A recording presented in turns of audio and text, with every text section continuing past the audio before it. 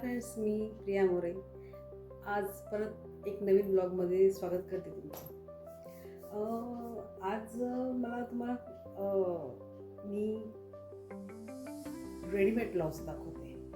म्हणजे readymade blouse मी शिवलेले नाही आहे, बट आपण रेडीमेड ब्लाउजेसमध्ये जे प्रॉपरली आपल्या साईजमध्ये येत नाही, ब्लाऊज खूप व्हेरिएशनमध्ये आता मार्केटमध्ये अवेलेबल आहे. छान छान मिळत आहेत, लेडीजला ते आवडतात. आणि आपल्या आता मार्केटमध्ये खूप प्रकारचे वेगवेगळ्या प्रकारचे ब्लाऊज अवेलेबल आहेत.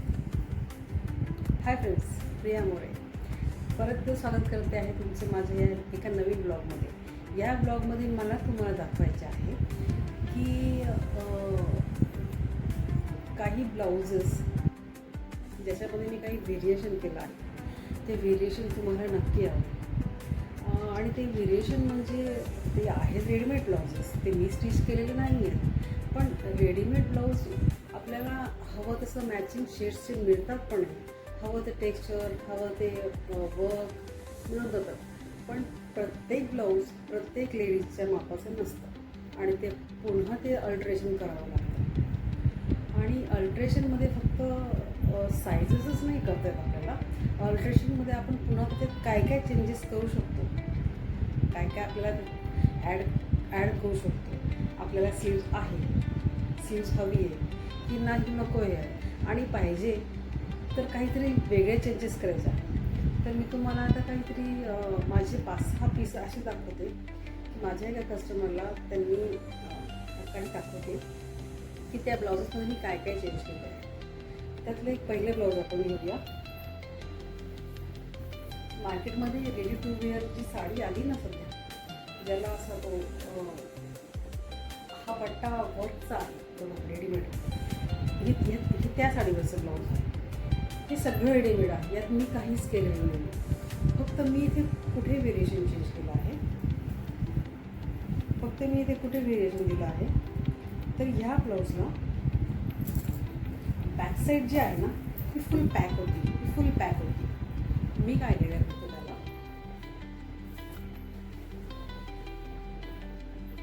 एक गळा दिला आहे आणि हा पूर्ण या वर्कशी मॅचिंग लटकनचा हा पूर्ण गुच्छा इथे ठेवला आहे.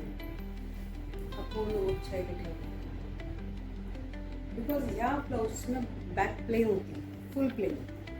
फ्रंटला इतकं छान आहे, पण बॅकला प्लेन आहे. त्याच्यामुळे बॅकला मला काहीतरी करावं असं वाटलं. मग मी हा गळा केला आणि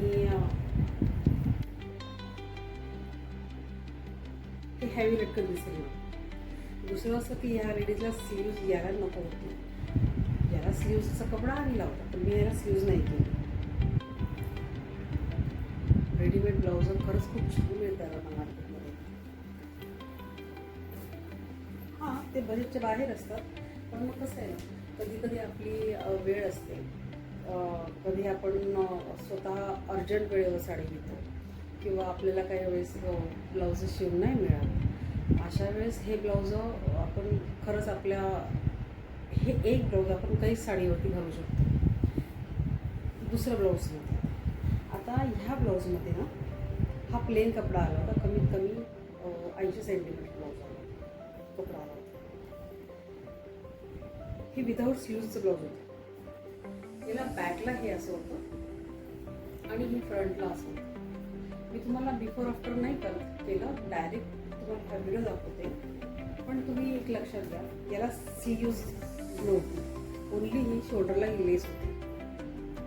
मग हा जो पार्ट हा फुल ओपन होता आणि स्लीव्जसाठी कपडा बी आलेला होता. मग त्या स्लीव्जला मी एक असं व्हेरिएशन दिलं आहे की ह्या लेडीजला स्लीव्ज पण नको, पण शोल्डरवरती काहीतरी वेगळं पॅटर्न आहे. जसं आता जसे ते कॅप स्लीव्ज, तर मी त्या कपड्याच्या 2 प्रकारच्या असं पॅटर्न तयार केलं मी की ते स्लीव्ज नाही आहे. ते स्लीव्ज ट्रान्सपरंट, हा कपडा पण ट्रान्सपरंट आहे.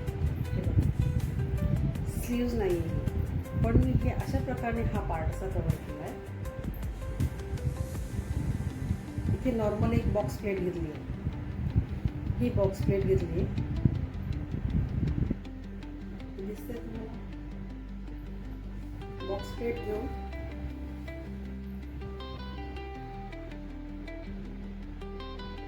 स्क्वेअर कपडा बॉक्स प्लेट घेऊन मध्ये व्ही शेप दिला. म्हणजे आता जर ही जे स्लीव्ज घातली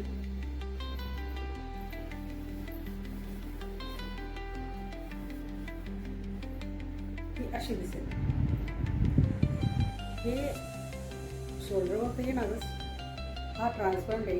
इथे ही बॉक्स प्लेट दिसेल आणि ह्या बॉक्स प्लेटच्या खाली मी काय टॅझल्स लावले मॅचिंगचे. रेड पिंक ब्लाऊज आहे हे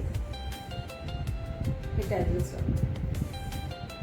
घातल्यानंतर हा इथे व्ही शेप दिसेल.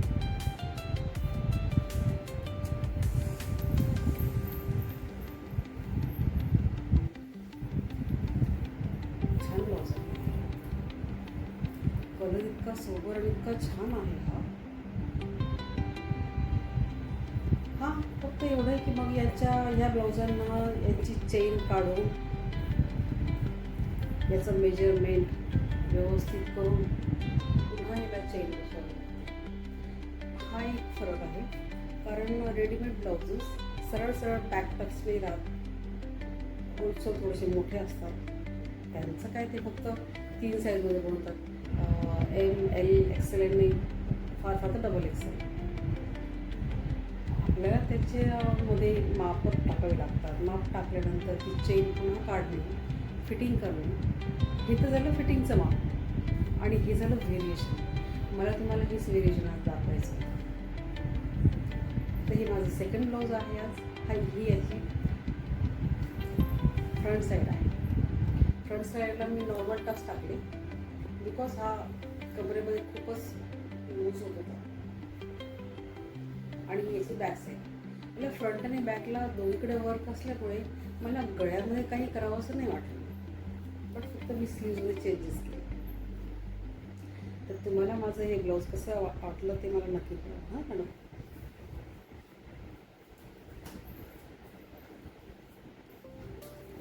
फ्रेंड्स, आता हे माझं आहे तिसरं ब्लाऊज.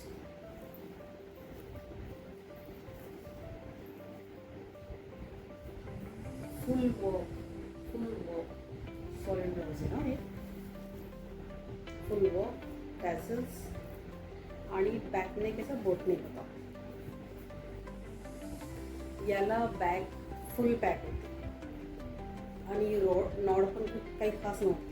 मग मी नॉड पण छान व्यवस्थित बसवली. आणि ही जे वर्क आहे ना, या वर्कनुसार मी इथे ट्रान्सपरंट नेट लावला आहे. हा नेट आहे, ट्रान्सपरंट नेट आहे. आणि या ट्रान्सपरंट नेटवरती मी एक फ्लावर तयार केली आहे. तुम्हाला दिसेल बघा,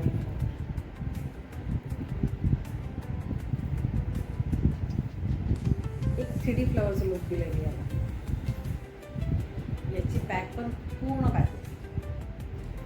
पॅक होती. नेट आणि 3D फ्लावरचा मी लुक दिला याला. यालाही स्लीव्ज नाही लावायची. अँड देन याच्या नॉट चेंज केल्या, याचे याला टॅझल्स लावले. आणि अर्थातच फिटिंग तर करावीच लागते आपल्याला. त्यानंतर एक ब्लाऊज होता, अतिशय सुंदर रेडीमेड ब्लाऊज आहे. कॉस्टली आहे, प्राईज याची खूप कॉस्टली. त्याच्यामुळे आपण प्राईज डिस्कशन नाही करत. प्राईज डिस्कशनपेक्षा आपण याचं वर्क आणि खूप छान आहे.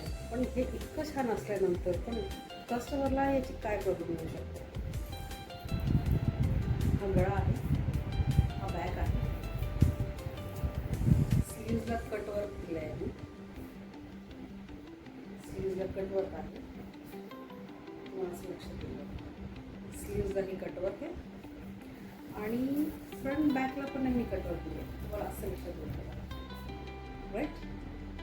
आता हा आहे फ्रंट आणि हा आहे बॅक.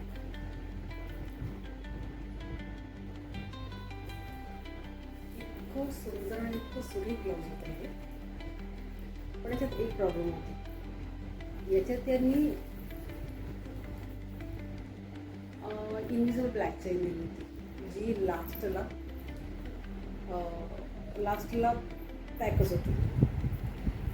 लास्टला पॅक असल्यामुळे ऑब्व्हियसली त्या लेडीज हे ब्लाऊज वरतून घालण्यासाठी मग त्यांनी लास्टला पॅक होतं म्हणून हा जो कटवर्कचा हा जो पार्ट आहे ना, हा कमरेच्या साईजपेक्षा थोडासा एक्स्ट्रा ठेवतो. हां, काही मुली घालू शकतात, पण लेडीजला सहसा ब्लाऊज हे फिटिंगमध्येच हवं. मग हे ब्लाऊज घातल्यानंतर वरतून घालायचं आहे म्हणजे ऑब्व्हियसली त्यांनी खालचा पार्ट हा लूज ठेवला होता. आणि वरतून घालायचं असले तर तो लूज ठेवला तरच ते घालता येईल. मग अशा वेळेस काय करणार की ते ब्लाऊज फिटिंगमध्ये पण पाहिजे आणि घालता बी आलं पाहिजे. तर त्यासाठी मग मी मार्केटमध्ये ही चेन आणली. मला इतकी लांब इनविजिबल चेन विथ डिवायडेड नाही मिळाली. मग मी ही गोल्डन ब्लॅक चेन आणली. ही चेन जी आहे ना, ही चेन जर मी ओपन करते ना, हा जो ब्लाऊज आहे हा पूर्ण ओपन होतो. दॅट मीन्स ब्लाऊज हे full to back opening. Blouse हे फुल टू बॅक ओपनिंग. आता याचा अर्थ हे जर ब्लाऊज फुल बॅक ओपनिंग होत आहे तर मी याला कमरेची जी साईज आहे कस्टमरला हवी तेवढी मला करता येईल, काही प्रॉब्लेम नाही. म्हणजे फिटिंग केल्यानंतर पण ती व्यवस्थित घालता येईल. ही चेन बसवली. ही चेन बसवल्यानंतर मग या ब्लाऊजची प्रॉपरली फिटिंग होती. त्यामुळे आता हे ब्लाऊज घालता येणार, कस्टमरला घालायला काहीच प्रॉब्लेम होणार नाही. हा एक चेंज मला करावा लागेल. ब्लाऊज तर खूप छान आहे. असे ब्लाऊज आपण स्वतः नाही शिवू शकत. हे सगळं ब्युटी स्टाईलच काम आहे.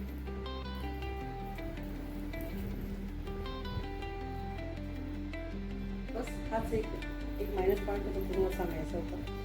जेव्हा मला वाटलं की फिटिंग करायची आहे, फिटिंग केल्यानंतर मग हे ब्लाऊज वरतून घालता येणार नाही, त्यासाठी मग हा ऑप्शन मला शोधावा लागला.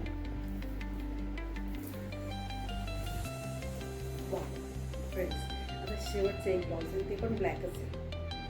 खूप छान झालं आहे ते, मला खूप आवडलं. ते पण ब्लॅकच आहे.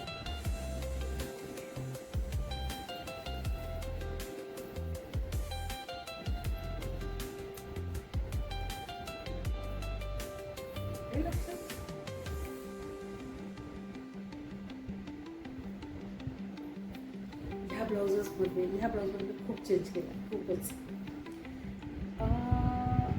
हे विदाऊट स्लीव्ज होतं आणि फक्त हा कपडा दिला होता एक्स्ट्रा शॉर्ट स्लीव्ज करण्यासाठी. पण आपला पर्पज होता आपल्याला स्लीव्ज नाही पाहिजे, काहीतरी व्हेरिएशन पाहिजे स्लीव्जच्या ठिकाणी. मग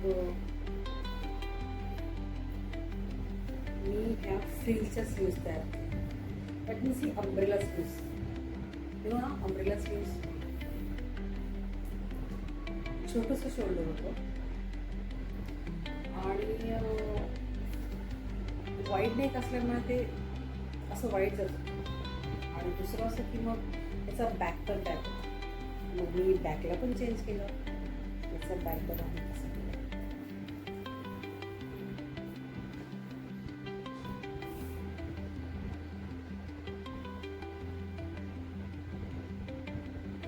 याला मी बॅक ओपनिंग दिली. इथे वरती हुक ठेवला आहे आणि खाली ही नॉट ठेवली आणि हा पूर्ण आल्मंड शेप दिला आहे. ड्रॉप शेप अर्थात ड्रॉप शेप, हा आल्मंड शेप दिला. दॅट मीन्स आता हा बॅकने ओपन होणार. आता इथल्या चेनची गरज नाही. मग म्हणजे चेनची गरज नाही त्या अर्थाने मला प्रॉपरली फिटिंग करण्यात काही अडचण आली. बॅकने चेंज केला आणि ह्या अम्ब्रेला स्लीव्ज लागला. आता अंब्रेला स्लीव्ह लावल्यानंतर त्याला काहीतरी खाली वजन पाहिजे, मग मी ही लेस लावली.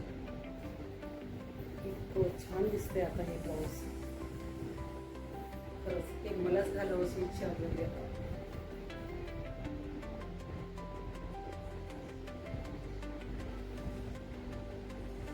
खूप छान झाले. Full umbrella sleeves,